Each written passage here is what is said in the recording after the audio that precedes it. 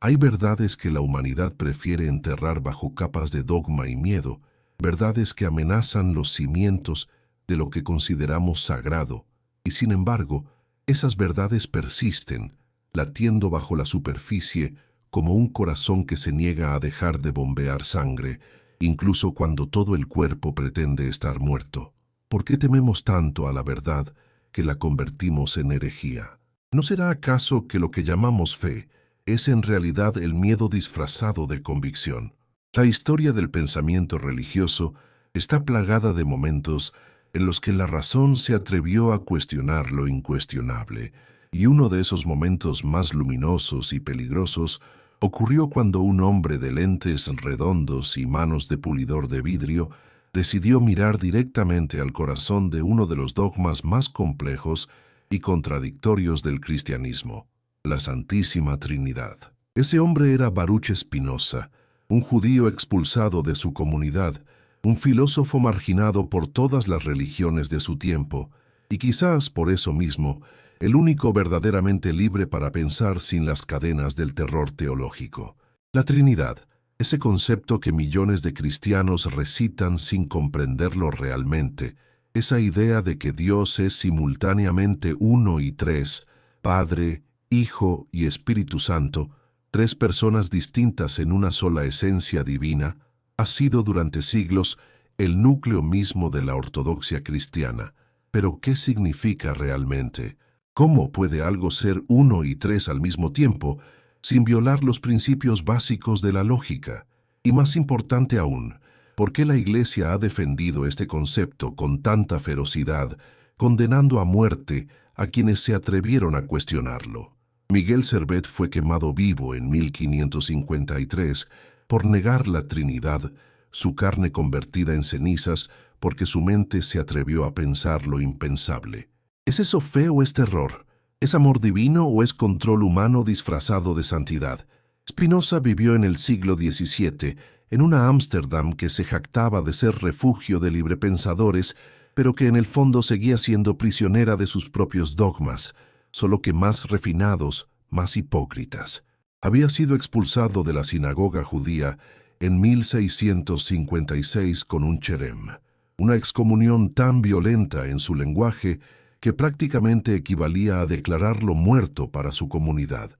Lo acusaron de opiniones abominables y actos monstruosos, pero ¿cuál era su verdadero crimen?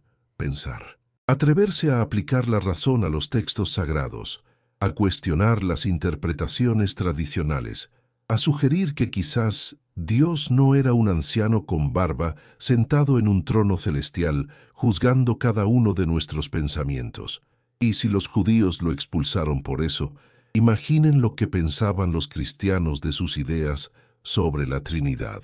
El mundo en el que vivía Spinoza estaba dividido entre católicos y protestantes, ambos grupos dispuestos a matarse mutuamente por diferencias doctrinales que al observador externo parecerían nimias, pero que para ellos eran cuestiones de vida eterna o condenación infinita. Y en medio de todas esas disputas, la Trinidad permanecía como un territorio sagrado que ninguna de las partes se atrevía a tocar, porque hacerlo significaba cuestionar los concilios ecuménicos, los padres de la Iglesia, toda la estructura de poder que se había construido sobre esa base teológica. ¿No es curioso que lo único en lo que católicos y protestantes estaban de acuerdo era en que cuestionar la Trinidad era imperdonable? ¿No sugiere eso que el dogma servía a un propósito más profundo que la simple devoción a Dios? Spinoza comenzó su análisis de la Trinidad no desde el fervor religioso, sino desde la geometría de la razón, ese método que había aprendido de Descartes, pero que llevó mucho más lejos, aplicándolo no solo a la naturaleza, sino a Dios mismo.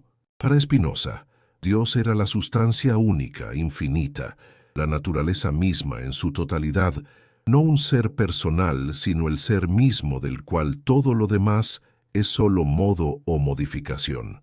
Deus sive natura, Dios o la naturaleza, esa ecuación que horrorizó a sus contemporáneos porque parecía negar la trascendencia divina, parecía hacer de Dios algo inmanente, algo presente en cada átomo de la realidad, pero no separado de ella como un creador, está separado de su creación.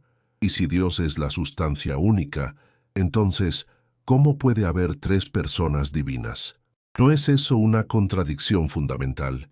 La historia de cómo surgió el dogma de la Trinidad es en sí misma reveladora. No está en la Biblia, al menos no de manera explícita. Jesús nunca dijo, «Yo soy la segunda persona de la Trinidad». Nunca explicó que Dios era tres en uno. De hecho, en los Evangelios Jesús constantemente se refiere al Padre como alguien superior a Él. Ora al Padre. Dice que solo el Padre conoce el día del juicio final. ¿Cómo reconciliar eso con la idea de que Jesús es igual al Padre en divinidad? Los primeros cristianos no tenían una doctrina clara sobre esto. Había múltiples interpretaciones, múltiples cristologías compitiendo por supremacía. Algunos decían que Jesús era completamente divino, pero no completamente humano. Otros que era completamente humano, pero adoptado por Dios. Otros que era una emanación divina inferior al Padre. El arrianismo, que negaba la plena divinidad de Cristo, era increíblemente popular en el siglo IV. Fue solo en el Concilio de Nicea en 325, cuando la Iglesia, bajo la presión del emperador Constantino, que necesitaba unidad religiosa para mantener unido su imperio, decidió que Jesús era consustancial con el Padre, de la misma sustancia. ¿Pero qué significa eso realmente? Los teólogos han pasado siglos intentando explicarlo, creando categorías filosóficas cada vez más complejas: sustancia, hipóstasis, persona, naturaleza, esencia. San Agustín dedicó años a escribir sobre la Trinidad, produciendo analogías que al final él mismo admitía que eran inadecuadas. La mente humana es como la Trinidad, decía, con memoria, entendimiento y voluntad. O el amor es trinitario, el amante, el amado y el amor que los une. Pero ¿no son esas solo metáforas que obscurecen más que iluminan? ¿No estamos jugando con palabras para evitar admitir que estamos intentando resolver lo irresoluble? Spinoza veía en todo esto no misterio divino, sino confusión humana, el intento desesperado de reconciliar el monoteísmo judío del que surgió el cristianismo con la divinización de Jesús, que ocurrió en las décadas posteriores a su muerte. Los evangelios mismos muestran la evolución de esta divinización. Marcos, el evangelio más antiguo, presenta a Jesús como un hombre especial adoptado por Dios en su bautismo. Mateo y Lucas agregan las historias del nacimiento virginal, sugiriendo una divinidad desde el nacimiento. Juan, el evangelio más tardío, comienza con el Verbo que era Dios y que se hizo carne, una cristología mucho más elevada. ¿No es evidente que estamos viendo un proceso histórico de desarrollo teológico, no la revelación de una verdad eterna? Y si es un desarrollo histórico, entonces está sujeto a las presiones políticas, culturales y filosóficas de su tiempo. El Concilio de Nicea no ocurrió en un vacío celestial, ocurrió en un imperio que necesitaba cohesión religiosa, bajo un emperador que, aunque se había convertido al cristianismo, seguía pensando como un político romano. Spinoza estudió todo esto meticulosamente, leyó los textos bíblicos en hebreo y griego, analizó los concilios, examinó las contradicciones, y su conclusión fue devastadora en su simplicidad. La Trinidad no es una verdad revelada por Dios, sino un constructo humano creado para resolver problemas teológicos que surgieron cuando la Iglesia intentó convertir a Jesús, un maestro judío apocalíptico, en la segunda persona de la divinidad. El problema fundamental, argumentaba Spinoza, es que el monoteísmo y la Trinidad son conceptualmente incompatibles. O hay un solo Dios, absolutamente uno, simple, sin partes ni divisiones, o hay tres personas divinas. No se pueden tener ambas cosas sin caer en incoherencia lógica o sin vaciar de significado el concepto mismo de unidad divina. Pero, ¿por qué importa esto? ¿Por qué no simplemente aceptar el misterio y seguir adelante? Porque, y esto es crucial para Spinoza, Cuando la religión se basa en conceptos incoherentes, cuando exige que creamos cosas que violan la razón, entonces estamos abriendo la puerta a la manipulación y el control. Si puedes hacer que la gente acepte que 1 es igual a 3, que Dios es simultáneamente totalmente trascendente y totalmente inmanente en un hombre que caminó por Galilea, entonces puedes hacerles creer cualquier cosa. Y una vez que has establecido que la razón debe subordinarse a la fe, que cuestionar es pecado, entonces has creado las condiciones perfectas para el autoritarismo religioso. No es coincidencia que las iglesias que más ferozmente defendían la Trinidad también fueron las que más ferozmente persiguieron a los herejes, las que más poder acumularon sobre las mentes y cuerpos de los fieles.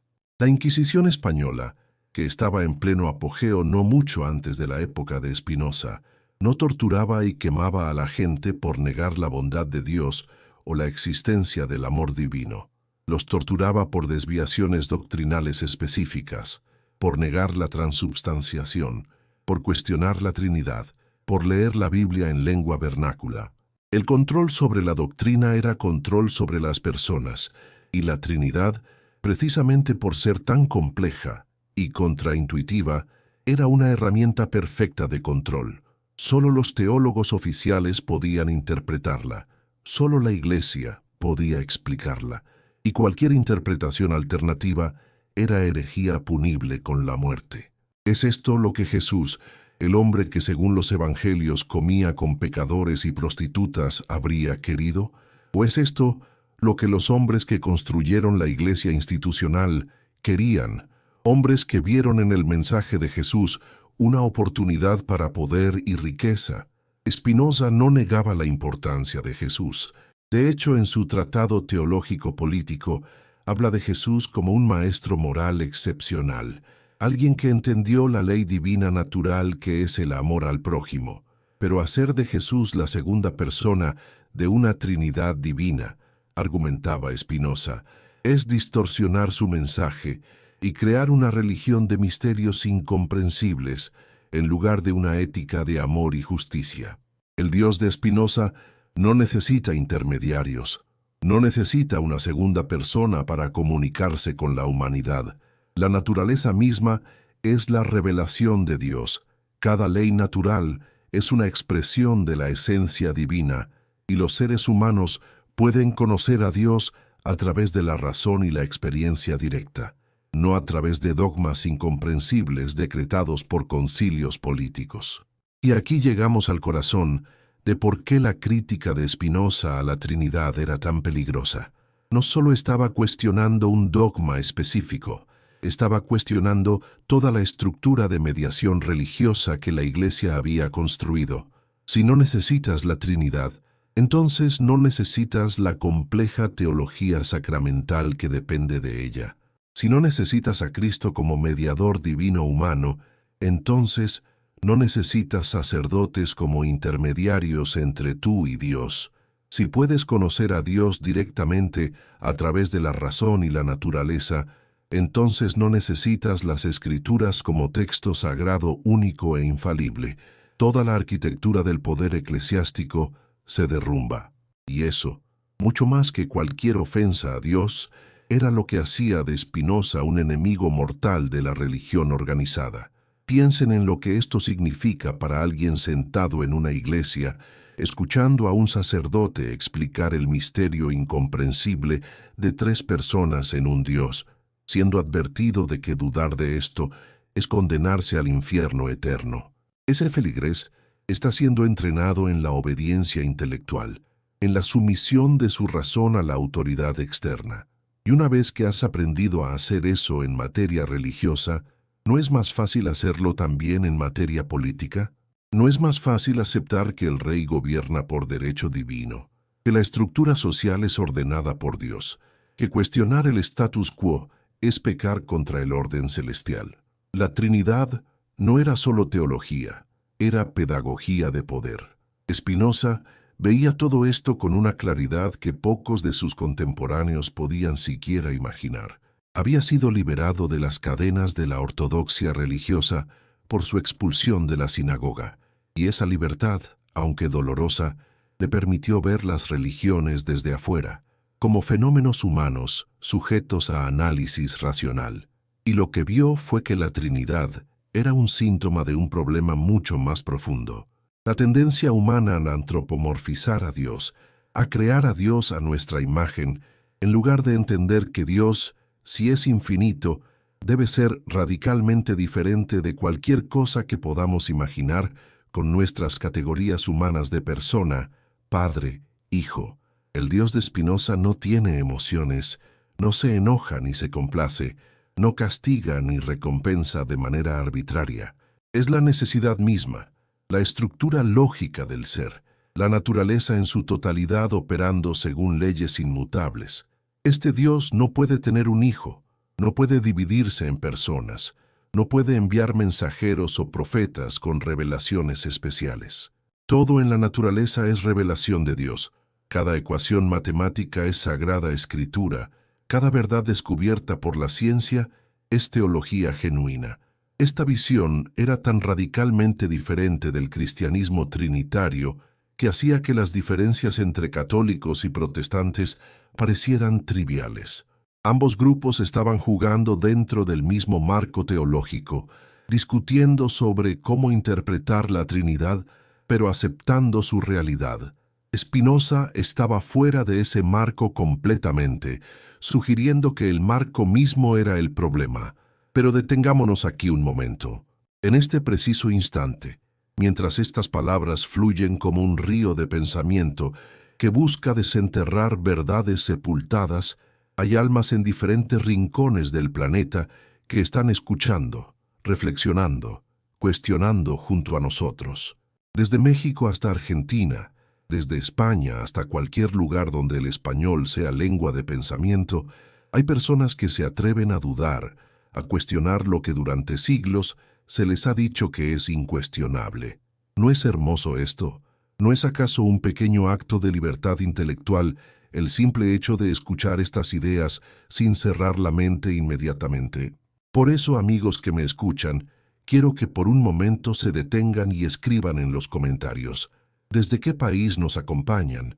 ¿Desde qué ciudad están mirando este video? ¿Qué hora es allí en este preciso momento? Porque hay algo profundamente humano y hermoso en saber que mientras en Buenos Aires es tarde en la noche, en Madrid es madrugada y en Ciudad de México aún es tarde, todos estamos unidos por la misma búsqueda de verdad, por la misma osadía de pensar por nosotros mismos. Y si este video ha resonado en ustedes, si estas ideas han encendido algo en su mente, compártanlo con un amigo cercano, con alguien a quien amen y en cuya familia deseen que caigan bendiciones, porque compartir el conocimiento es compartir luz, y en tiempos de oscuridad intelectual, cada llama cuenta. La reacción a las ideas de Spinoza fue predecible y brutal. Sus obras fueron prohibidas, colocadas en el índice de libros prohibidos por la Iglesia Católica. Los protestantes lo denunciaron como ateo, aunque él nunca negó la existencia de Dios, solo su antropomorfización. Incluso otros filósofos que admiraban su rigor intelectual se distanciaron de él por miedo a la asociación. Leibniz, que visitó a Spinoza y discutió filosofía con él, más tarde negaría la influencia y criticaría sus ideas en público para proteger su propia reputación, porque en el siglo XVII ser acusado de espinosismo era casi tan peligroso como ser acusado de brujería. El término se convirtió en un insulto, en una manera de desacreditar a cualquier pensador que se atreviera a aplicar la razón demasiado rigurosamente a la religión. Pero ¿qué había hecho realmente Spinoza que fuera tan amenazador? Había tomado en serio la idea de que si Dios existe, debe ser infinito, y si es infinito no puede tener las limitaciones de las cosas finitas como personas con voluntades separadas. Había aplicado el principio de no contradicción a la teología, sugiriendo que si algo no tiene sentido lógico, probablemente no es verdad. Había leído los textos bíblicos como documentos históricos producidos por seres humanos en contextos específicos, no como dictados celestiales caídos del cielo. Todo esto parece razonable, incluso obvio, desde nuestra perspectiva moderna. Pero en su tiempo era revolucionario, era peligroso, era una amenaza a todo el orden establecido. La Trinidad, en el análisis de Spinoza, se revelaba como un compromiso fallido entre diferentes corrientes dentro del cristianismo primitivo, los que querían mantener el monoteísmo judío contra los que querían divinizar completamente a Jesús. La solución fue decir que Jesús es Dios pero no el Padre, que hay un solo Dios pero tres personas. Es una solución que satisface a nadie completamente, pero que permite que ambos grupos coexistan bajo el mismo techo eclesiástico. Es política eclesiástica disfrazada de teología, necesidad institucional presentada como misterio divino. Y una vez establecida, se convierte en dogma, en verdad incuestionable, defendida no con argumentos sino con amenazas de excomunión y hoguera. Spinoza señalaba que los propios defensores de la Trinidad admitían que era incomprensible. Santo Tomás de Aquino, el más grande teólogo medieval, había escrito que la Trinidad superaba la razón humana, que no podíamos comprenderla en esta vida. Pero entonces, argumentaba Spinoza, ¿cómo sabemos que es verdad? Si está completamente más allá de nuestra comprensión, ¿cómo podemos distinguirla del simple sinsentido? La Iglesia respondía que era cuestión de fe, que debíamos creer porque Dios lo había revelado. Pero ¿cómo sabemos que Dios lo reveló? Porque la Biblia lo dice. ¿Y cómo sabemos que la Biblia es palabra de Dios? Porque la Iglesia lo dice. ¿Y cómo sabemos que la Iglesia tiene autoridad para decir esto? Porque fue establecida por Jesús, que es Dios. Es un círculo perfecto de razonamiento circular, una serpiente que se muerde la cola, un sistema cerrado que no admite cuestionamiento externo, porque cualquier punto de entrada requiere que ya hayas aceptado las premisas del sistema. Este tipo de razonamiento circular es exactamente lo que Spinoza rechazaba. Para él, la verdad tenía que ser accesible a la razón, tenía que poder ser demostrada como se demuestran las proposiciones geométricas, o al menos tenía que ser coherente con lo que sabemos del mundo a través de la experiencia. La Trinidad no cumplía ninguno de estos criterios. No podía ser demostrada. De hecho, contradecía principios básicos de lógica y no había evidencia empírica de tres personas divinas. Era pura construcción teórica y una construcción bastante frágil que requería constantes retoques y aclaraciones para mantenerla en pie. Los teólogos pasaban vidas enteras discutiendo las sutilezas de la relación entre las personas de la Trinidad, escribiendo volúmenes sobre la procesión del Espíritu Santo, si procedía solo del Padre o del Padre y el Hijo, un debate que causó el cisma entre el cristianismo oriental y occidental.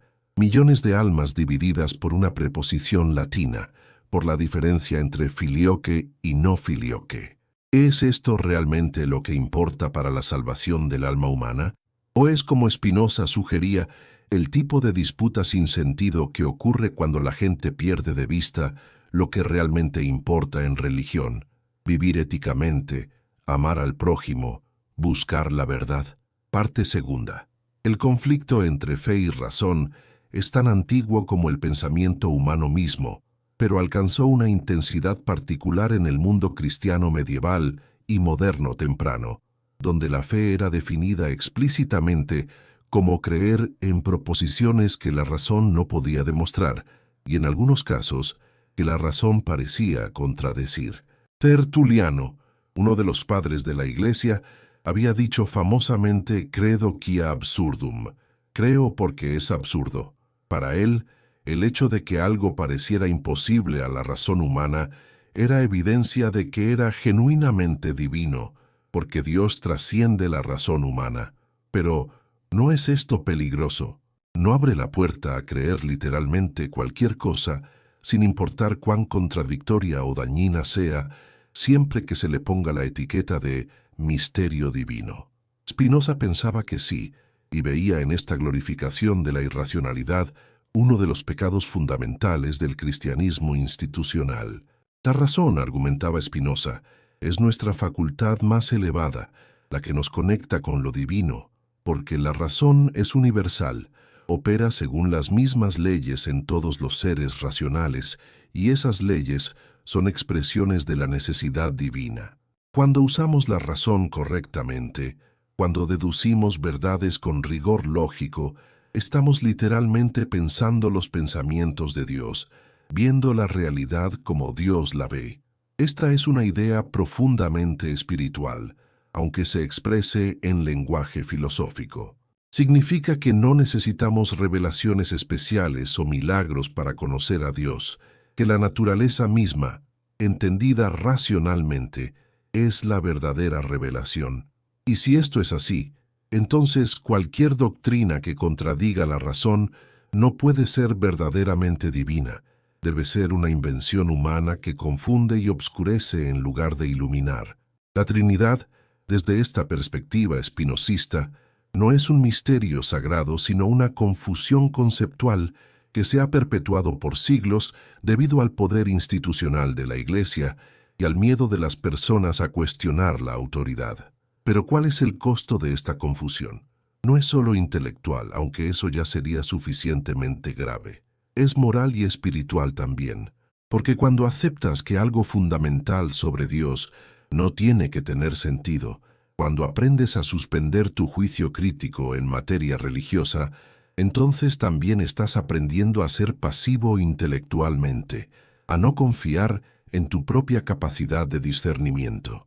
Y las personas que no confían en su propio juicio son más fáciles de controlar, más propensas a seguir a líderes autoritarios, ya sean religiosos o políticos. Spinoza había visto esto de primera mano en su propia comunidad judía. La comunidad sefardí de Ámsterdam, formada por judíos que habían escapado de España y Portugal, donde habían sido forzados a convertirse al cristianismo, era profundamente conservadora en materia religiosa, precisamente porque sentían que su identidad dependía de mantener la ortodoxia estricta. Cualquier desviación era vista como traición no solo a Dios, sino a la comunidad, a los ancestros que habían sufrido y muerto por mantener la fe. Este contexto hace que el cherem contra Spinoza sea aún más comprensible y más trágico. No era solo que él tuviera ideas heréticas, era que en una comunidad que se definía por su adherencia a la tradición, él representaba la posibilidad de que esa tradición podía ser cuestionada, que podía haber otra manera de ser judío, o incluso otra manera de relacionarse con lo divino que trascendiera las categorías judías o cristianas. Pero mientras los judíos lo expulsaron, los cristianos simplemente lo ignoraron o lo condenaron desde lejos, demasiado aterrorizados por sus ideas para siquiera intentar refutarlas seriamente. Hubo algunos intentos, claro. Algunos teólogos escribieron contra él, pero sus argumentos eran principalmente defensivos, repeticiones de las fórmulas tradicionales sin realmente abordar las críticas fundamentales que Spinoza había planteado. Porque, ¿cómo refutas a alguien que está diciendo que tu posición es lógicamente incoherente? Solo hay dos maneras. O demuestras que no es incoherente, proporcionando una explicación clara y racional de cómo 3 puede ser 1, o admites que está más allá de la razón y entonces debes justificar por qué deberíamos creer algo que está más allá de la razón. Y justificar eso es sorprendentemente difícil sin caer en apelaciones a la autoridad o a la tradición, que son precisamente lo que Spinoza estaba cuestionando. Consideremos por un momento la complejidad del problema teológico que la Trinidad intenta resolver. El cristianismo surge del judaísmo, una religión estrictamente monoteísta que enfatiza que hay un solo Dios y que no debe ser representado con imágenes porque es trascendente, completamente otro. Pero los primeros cristianos experimentaron a Jesús como alguien especial, alguien a través de quien Dios actuaba de manera única. Después de su muerte y las experiencias que interpretaron como su resurrección, comenzaron a verlo no solo como un profeta o maestro, sino como algo más, como la presencia misma de Dios entre ellos. Pablo habla de Cristo como el Señor, usa lenguaje que en el judaísmo se reservaba solo para Dios. Los evangelios, especialmente Juan, presentan a Jesús diciendo cosas como «Yo y el Padre somos uno, y quien me ha visto a mí, ha visto al Padre». ¿Cómo reconciliar esto con el monoteísmo? Una solución habría sido el modalismo, la idea de que Dios simplemente se presenta en diferentes modos o máscaras en diferentes tiempos, como Padre en la creación, como Hijo en la redención, como Espíritu en la santificación, pero siendo siempre el mismo Dios sin división interna. Esta era una posición bastante popular en los primeros siglos, pero fue rechazada como herética porque parecía implicar que en la cruz, cuando Jesús muere, es Dios mismo quien muere, y si Dios muere, entonces, ¿quién está sosteniendo el universo en ese momento? Y si Jesús ora al Padre, está Dios orando a sí mismo, lo cual parece absurdo. Entonces el modalismo fue rechazado, y la ortodoxia insistió en que las tres personas son realmente distintas, no solo máscaras o modos. Pero si las tres personas son realmente distintas, entonces, ¿cómo no son tres dioses? La respuesta ortodoxa es que son distintas en persona, pero idénticas en sustancia u esencia. ¿Pero qué significa eso? En filosofía aristotélica, de la que toman prestada esta terminología, la sustancia es lo que algo es, su naturaleza fundamental. Dos humanos diferentes comparten la misma sustancia, humanidad, pero son dos sustancias individuales separadas, dos seres.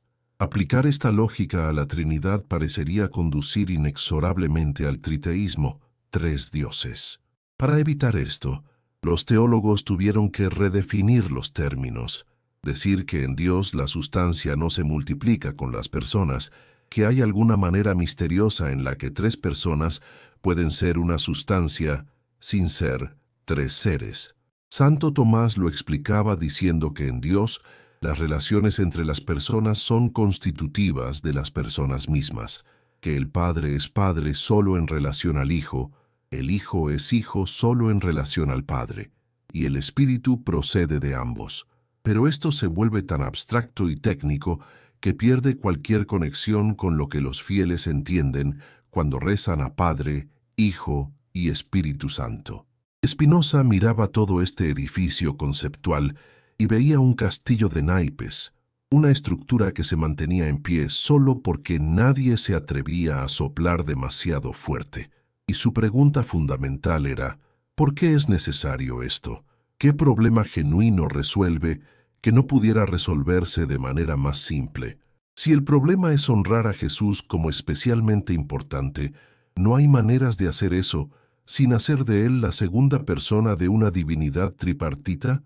Los judíos honran a Moisés como el más grande de los profetas sin convertirlo en Dios. Los musulmanes veneran a Muhammad como el sello de los profetas sin deificarlo.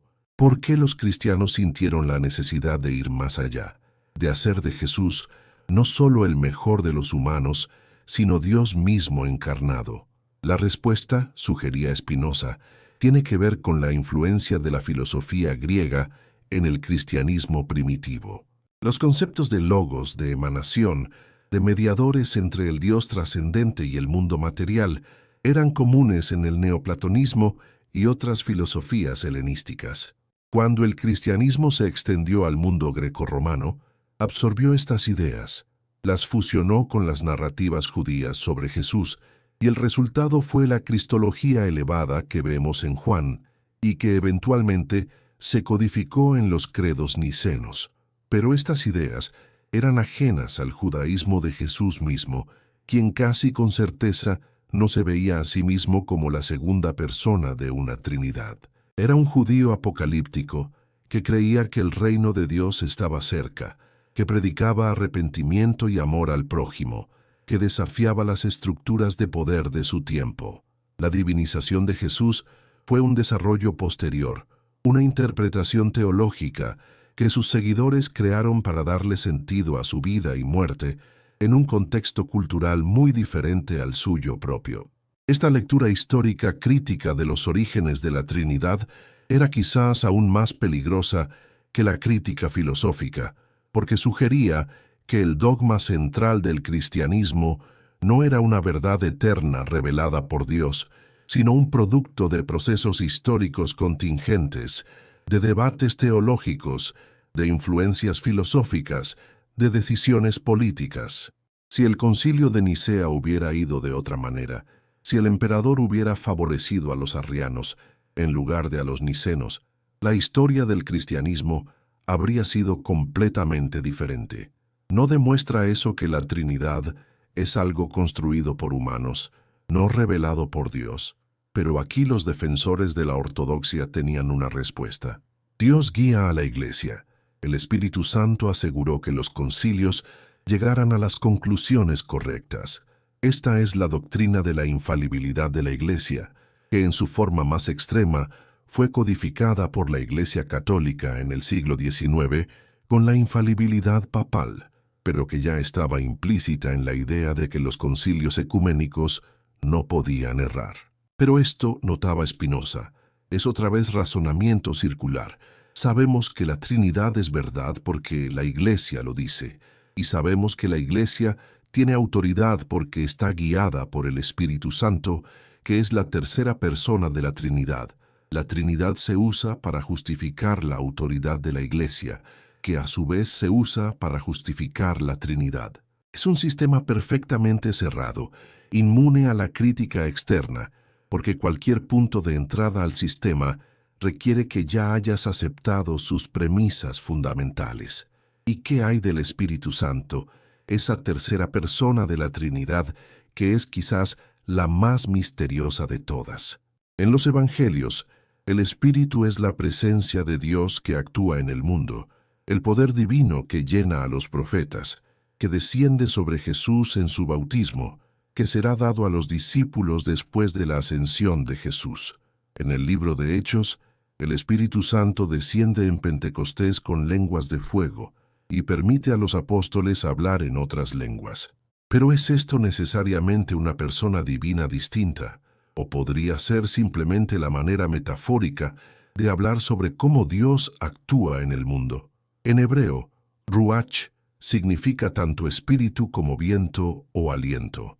Es la fuerza vital, el poder de Dios, no necesariamente una persona separada. La personificación del Espíritu como tercera persona de la Trinidad parece ser un desarrollo aún más tardío que la divinización de Jesús, consolidándose realmente solo en los siglos IV y V. Spinoza argumentaba que toda la Trinidad se basa en tomar lenguaje metafórico y figurativo de las Escrituras y tratarlo como si fuera descripción literal de la naturaleza de Dios. Jesús llama a Dios Padre, una metáfora hermosa que expresa la relación de cuidado y amor entre Dios y la humanidad. Pero hacer de esto una relación literal Padre-Hijo dentro de la divinidad es un error categórico. Es confundir el lenguaje poético y religioso con el lenguaje filosófico y metafísico. Las Escrituras no están intentando darnos una ontología de Dios, están intentando inspirarnos a vivir mejor, a amar más, a buscar la justicia. Cuando las lees buscando doctrinas metafísicas precisas, las estás malinterpretando fundamentalmente. Esta comprensión de las Escrituras como literatura religiosa, en lugar de tratados filosóficos, era central para el método de Spinoza. En su tratado teológico-político, desarrolló lo que fue esencialmente el primer método moderno de crítica bíblica. Argumentaba que debemos leer la Biblia como leemos cualquier otro texto antiguo, preguntando quién lo escribió, cuándo, para qué audiencia, en qué contexto histórico, con qué propósitos. No podemos simplemente asumir que fue dictado por Dios, y por lo tanto es infalible en cada detalle. Hay contradicciones en la Biblia, hay múltiples fuentes que han sido editadas juntas, hay evidencia de desarrollo histórico en las ideas religiosas. Todo esto es obvio para cualquier lector cuidadoso que no esté cegado por el compromiso dogmático con la infalibilidad.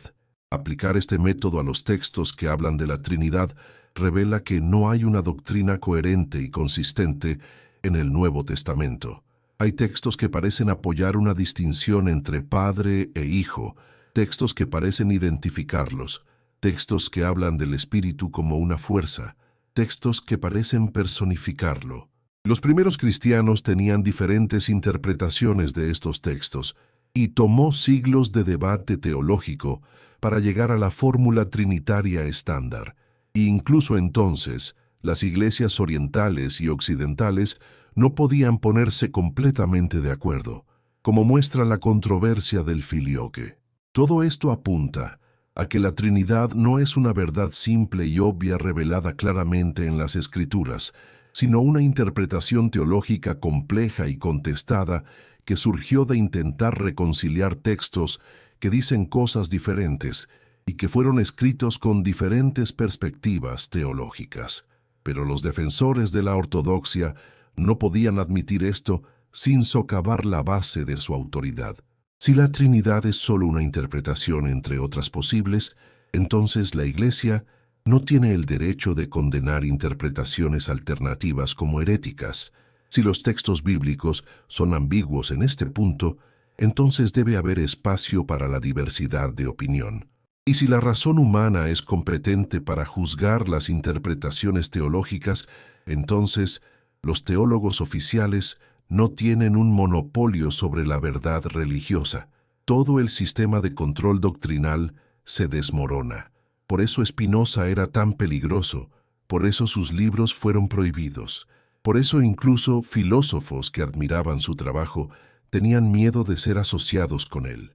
No estaba simplemente presentando una interpretación alternativa dentro del marco cristiano, estaba cuestionando el marco mismo, estaba sugiriendo que todo el proyecto de teología dogmática era un error, que la religión verdadera es asunto del corazón y la conducta, no del intelecto y la creencia. ¿Qué habría dicho Jesús sobre la Trinidad? Esta es una pregunta fascinante y reveladora. El Jesús histórico, el judío galileo del primer siglo, habría sido completamente desconcertado por la doctrina trinitaria. Era un monoteísta judío que recitaba el Shema, la declaración central del judaísmo. Escucha, Israel, el Señor nuestro Dios, el Señor uno es. Cuando alguien lo llamó maestro bueno en los evangelios, respondió, ¿por qué me llamas bueno? Nadie es bueno sino uno, Dios. Esto no suena como alguien que se considera la segunda persona de la divinidad. Cuando ora en el jardín de Getsemaní, pide que pase de él el cáliz del sufrimiento. Dice, no mi voluntad sino la tuya, distinguiendo claramente su voluntad de la voluntad de Dios. ¿Cómo puede esto ser reconciliado con la idea de que Él es igual a Dios? Los teólogos han desarrollado doctrinas complejas sobre las dos naturalezas de Cristo, su naturaleza humana y su naturaleza divina, para explicar estos textos. Cuando Jesús muestra ignorancia o debilidad, es su naturaleza humana. Cuando muestra poder divino, es su naturaleza divina. Pero esto crea más problemas de los que resuelve. Si Cristo tiene dos naturalezas completamente separadas, entonces es realmente una persona. ¿No es esto esquizofrenia divina? Y si las naturalezas están unidas de alguna manera misteriosa, entonces estamos otra vez en el territorio del misterio incomprensible que se supone debemos aceptar por fe. Spinoza veía todo esto como gimnasia intelectual innecesaria. La explicación simple es que Jesús era un humano excepcional, un maestro moral profundo, alguien que entendió la ley de Dios mejor que otros, pero no Dios mismo.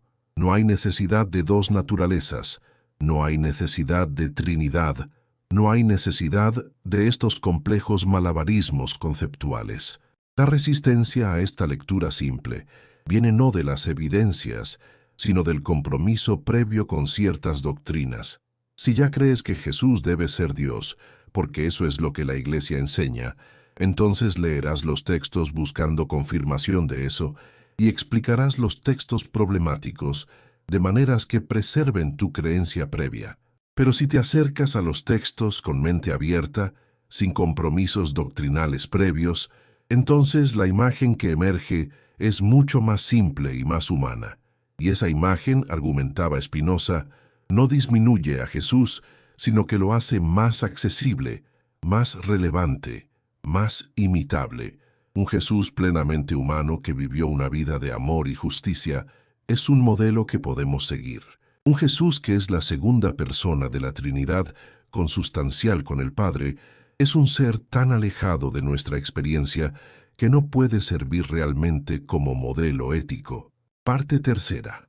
Llegamos ahora al punto culminante de nuestra exploración, al momento en que todas las hebras de pensamiento que hemos estado siguiendo se entrelazan para revelar algo que quizás sea incómodo, pero innegable.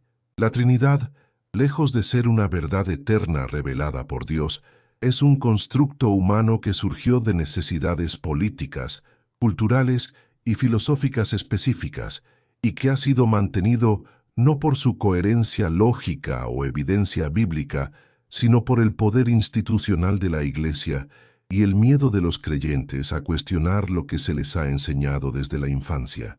¿Es esto herejía? ¿O es simplemente honestidad intelectual? ¿Es blasfemia cuestionar un dogma que nunca tuvo sentido? ¿O es blasfemia pretender que algo incoherente es sagrado simplemente porque hombres con poder hace 17 siglos decidieron que debía serlo? Spinoza nos invita a pensar lo impensable, a atrevernos a usar nuestra razón incluso cuando nos lleva a conclusiones que contradicen lo que nos han enseñado es verdad absoluta e inmutable, y lo que la razón nos muestra, cuando se aplica honestamente a la doctrina de la Trinidad, es que es fundamentalmente incoherente. No es que sea un misterio que supera nuestra comprensión, como los teólogos gustan de decir, es que es contradictoria en sus propios términos. Decir que hay un Dios que es 3 personas, que estas personas son distintas pero no separadas, que son iguales pero una procede de otra, que la sustancia divina es una pero no se divide entre las personas, todo esto no es profundidad mística, es confusión conceptual disfrazada de teología. ¿Y por qué importa esto?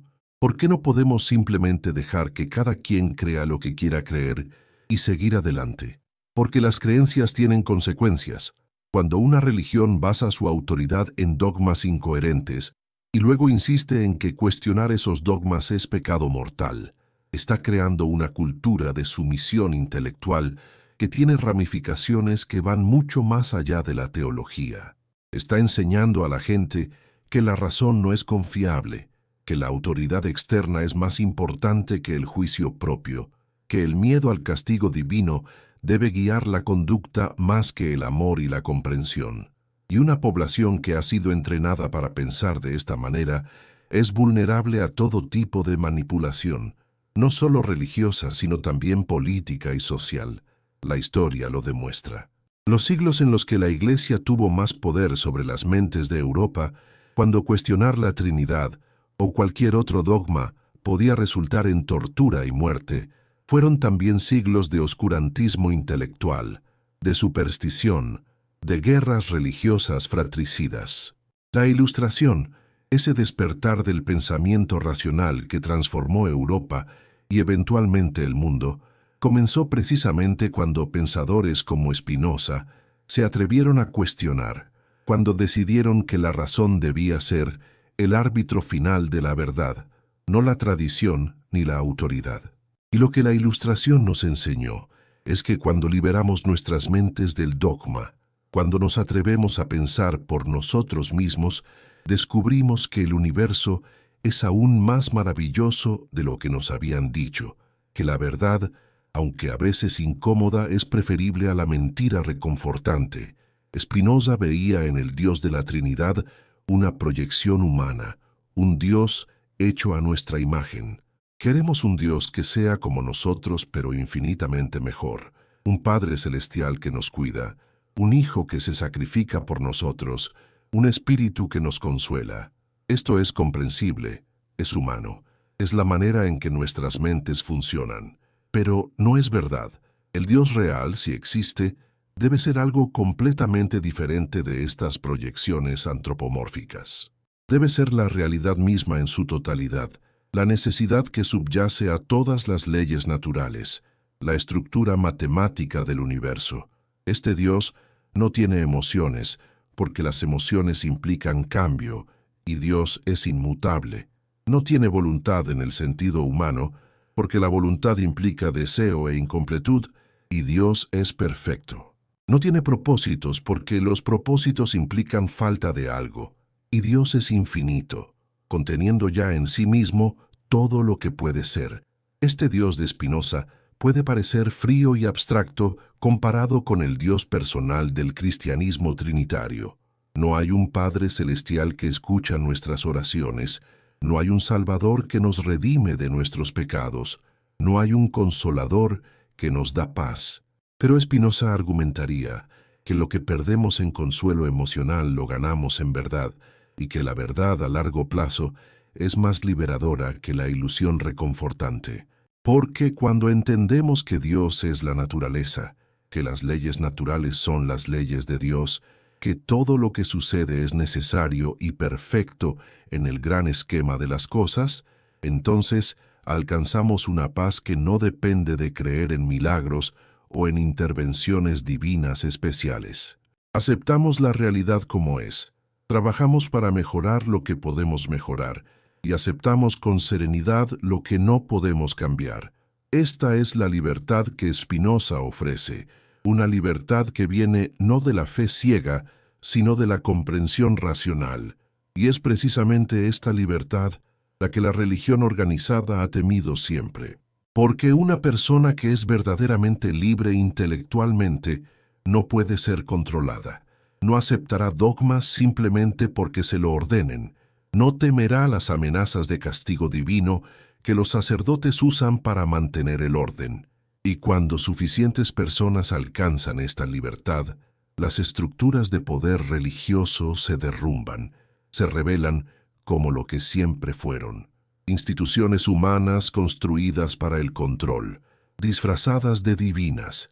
Pero ¿qué pasa con la gente que encuentra consuelo genuino en la Trinidad, que experimenta a Dios como Padre, Hijo y Espíritu de maneras profundamente significativas para ellos? Spinoza no negaría la realidad de sus experiencias. Las experiencias son reales, son parte de cómo los humanos procesamos la realidad. Pero las interpretaciones de esas experiencias pueden ser erróneas.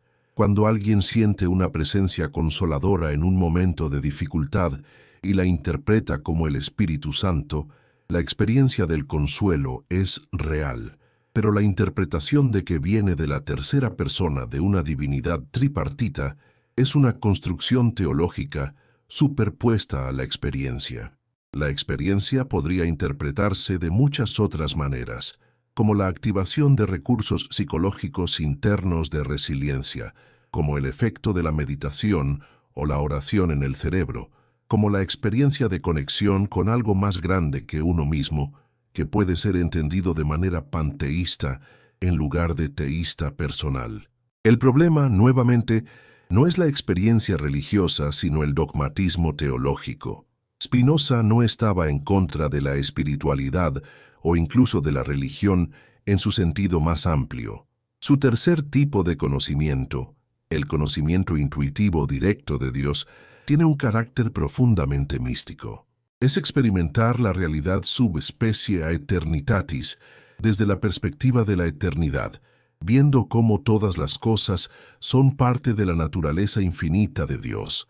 Esto no es menos espiritual que cualquier experiencia cristiana de la Trinidad, pero no requiere aceptar doctrinas incoherentes o someterse a la autoridad de instituciones religiosas corruptas. Es una espiritualidad de inmanencia en lugar de trascendencia, una espiritualidad que encuentra lo divino en la naturaleza misma en lugar de en un más allá sobrenatural. Y aquí podemos ver por qué Spinoza fue tan mal entendido en su tiempo y por qué sigue siendo difícil de categorizar. Los creyentes lo veían como ateo porque negaba el Dios personal. Los ateos lo veían como demasiado religioso porque hablaba constantemente de Dios y usaba lenguaje místico. Pero él no era ni ateo ni teísta en el sentido convencional. Era un panteísta, alguien que identifica a Dios con la totalidad de la naturaleza, que ve lo divino no como un ser separado del universo, sino como el universo mismo entendido en su necesidad y perfección.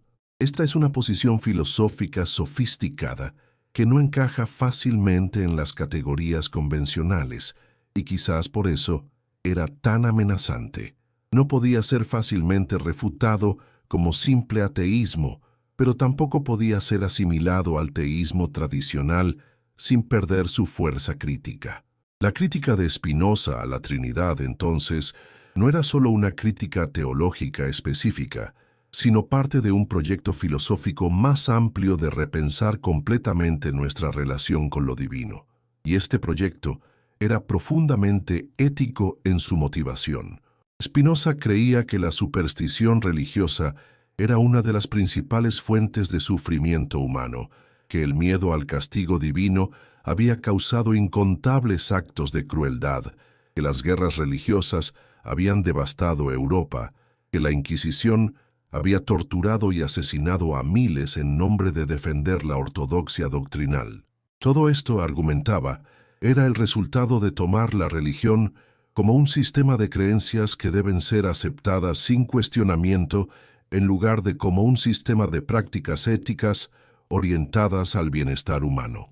Si la religión se enfocara en lo que realmente importa, en amar al prójimo, en vivir justamente, en buscar la verdad, entonces no habría necesidad de dogmas complejos sobre la Trinidad o sobre cualquier otra cuestión metafísica. La Trinidad no hace a nadie más amable o más justo, no te ayuda a vivir mejor. Es pura especulación teológica que ha sido investida de significado salvífico por instituciones que tenían interés en mantener su monopolio sobre la verdad religiosa. Y el costo de mantener este costo ha sido inmenso. Vidas enteras dedicadas a defender una doctrina que nadie realmente entiende. Personas excomunigadas o asesinadas por pensar diferente. Comunidades divididas. Guerras santas libradas. Todo en nombre de la Trinidad. Y sin embargo, la verdad no puede ser enterrada para siempre. Las ideas de Spinoza, que fueron censuradas en su tiempo, que eran consideradas demasiado peligrosas incluso para ser mencionadas, eventualmente emergieron. La Ilustración abrazó su crítica al dogmatismo. La crítica bíblica moderna se construyó sobre los fundamentos que él estableció. Hoy incluso teólogos cristianos reconocen que la Trinidad no está explícitamente en las Escrituras, que es un desarrollo doctrinal que puede ser cuestionada. No de manera oficial, claro. La Iglesia oficial no admitirá nunca que se equivocó en algo tan fundamental, pero en los márgenes, en los seminarios progresistas, en las mentes pensantes, hay una apertura que antes no existía. ¿Por qué la Iglesia teme más a las preguntas que a las herejías declaradas? Porque alguien que hace una pregunta genuina está en el camino del pensamiento crítico, y donde el pensamiento crítico florece, el dogma no puede prosperar. Un hereje puede ser quemado, pero una pregunta bien formulada puede quemar por dentro durante años, puede socavar convicciones, puede transformar mentes. Spinoza no le pidió a nadie que negara la existencia de Dios, les pidió que usaran la razón para entender a Dios. Y eso, resulta, era mucho más amenazante que cualquier ateísmo explícito. En este momento, mientras estas palabras te alcanzan donde quiera que estés, en tu ciudad, en tu país, en tu hora específica del día, hay algo revolucionario ocurriendo. Estás cuestionando, estás pensando. Tal vez por primera vez te atreviste a preguntarte, ¿realmente tiene sentido la Trinidad? ¿O he estado aceptando esto sin pensarlo realmente? Y si uno puede dudar de esto, ¿qué más puede dudar? Por favor, escriban en los comentarios, ¿desde qué país, desde qué ciudad nos siguen? ¿Qué hora es en su reloj? Porque quiero saber que en cada rincón del mundo hispanohablante, gente como ustedes se atreve a pensar libremente, se atreve a cuestionar. Y si este video ha resonado en sus corazones, si estas ideas han encendido una llama de curiosidad, compartan este mensaje con alguien a quien amen, con un hermano, una hermana, una madre, un padre, un amigo del alma. Compartan porque el conocimiento es comunión, y que caiga bendición sobre sus familias, que la verdad los libere como liberó a Spinoza. La conclusión a la que llegamos no es que la Trinidad sea simplemente falsa, aunque Spinoza lo pensaba.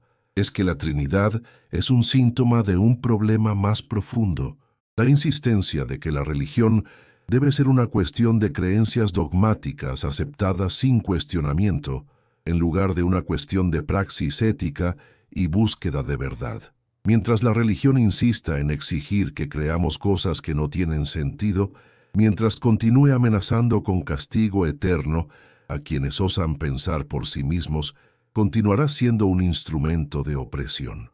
Pero una religión que acepta la razón, que invita al cuestionamiento, que ve la duda como parte del camino espiritual en lugar de como una amenaza, una religión así podría ser verdaderamente liberadora.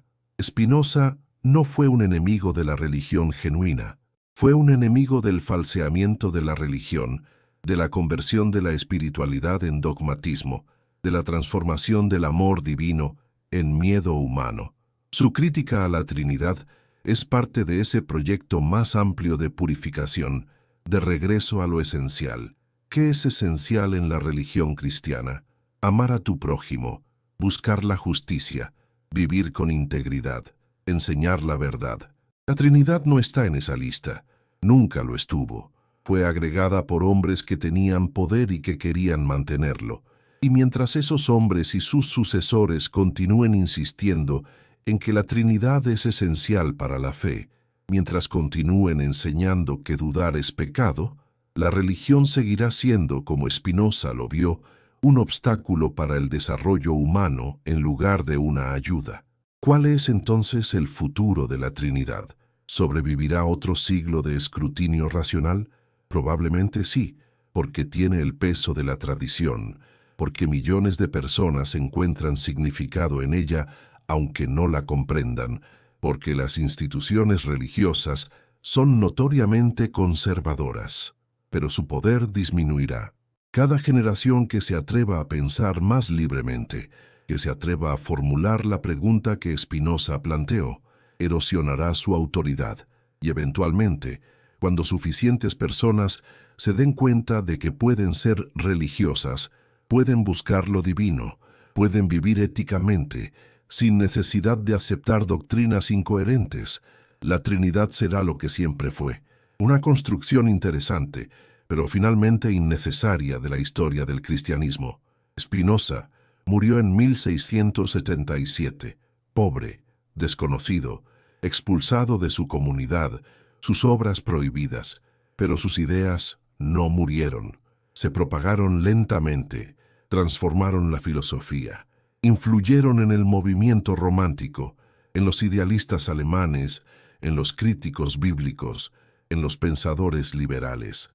Hoy, casi 4 siglos después, cuando miramos el panorama intelectual del mundo moderno, vemos sus huellas en todas partes.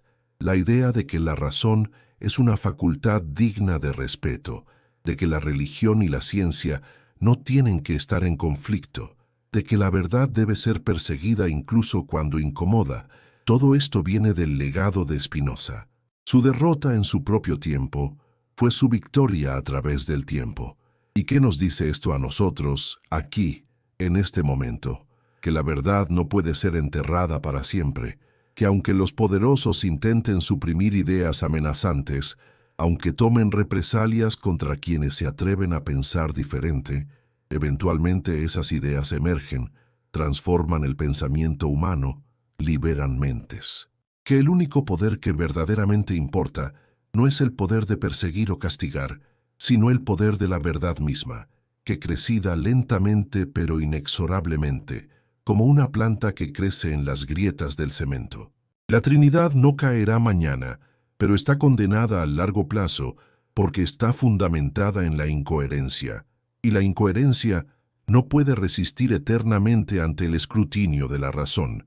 Este es el legado de Spinoza, el pulidor de vidrio que se atrevió a pulir también los conceptos que sus contemporáneos consideraban demasiado sagrados para tocar. Y su legado es una invitación permanente A cada persona que lee estas palabras, piensa por ti mismo.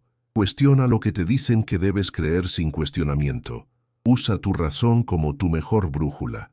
No temas las consecuencias de la verdad, porque aunque la verdad puede ser incómoda, es la única base sólida sobre la que se puede construir una vida significativa. La Trinidad fue inventada por hombres, puede ser destrozada por hombres, y será destrozada no por violencia, sino por el simple acto de pensar claramente sobre ella. La verdad verdadera no muere nunca.